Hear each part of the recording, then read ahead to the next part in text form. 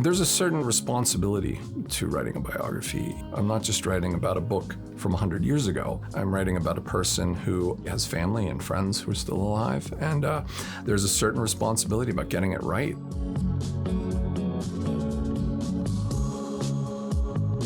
I got interested in biography as an undergrad, so a lot of my professors at New York University were biographers. So a guy named Kenneth Silverman, who wrote a Pulitzer Prize-winning biography of Cotton Mather, and he'd written books about Houdini and about Edgar Allan Poe, and another guy named Frederick Carl, who had written these magisterial biographies of Kafka and of Conrad and George Eliot. So these were the people I spent all my time with. These are the people I took my classes with, and they spoke about the authors in biographical terms, about bringing authors to life in multiple dimensions. And so I was hooked.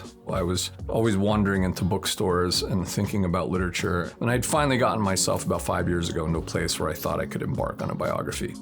So I'm working on a biography of Jim Harrison. It's a book called Devouring Time, Jim Harrison, A Life. 5 years ago, I got interested in writing biography, and I was looking around for a subject, and I had read that Harrison's papers and his archival works had moved to a library in Michigan. And at the time, I assumed someone must have been working on it.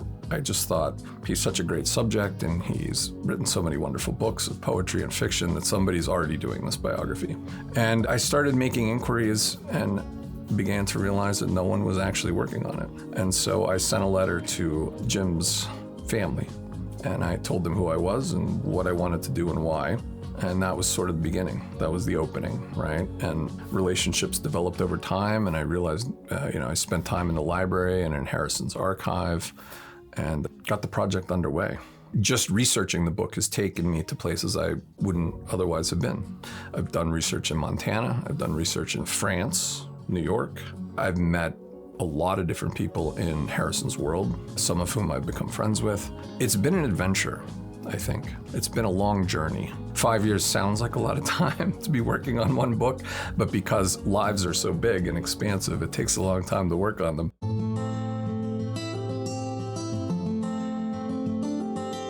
I'm attracted to this ongoing conversation that writers have over time. Writers reference other writers, and there's a sort of ongoing conversation over decades and sometimes centuries about what it means to be human, right? What it means to live in the world, what it's like to be happy, to be sad, what it's like to face death. And I'm incredibly intrigued by those conversations and the way writers use language to express the human condition. They're using simile, they're using metaphor, they're using grammar and poetry. They're using all sorts of poetic devices to express themselves. And any particular writer is sort of contextualized historically, right? Contextualized in place and history. And one of the things I've always tried to do in the classroom is to give students a sense of that place, a sense of that time. Ideally, students are getting their hands on actual documents. This is one of the things I love about archives generally, right? Is that students can see living history in front of them, right? It's not just some abstraction in a book.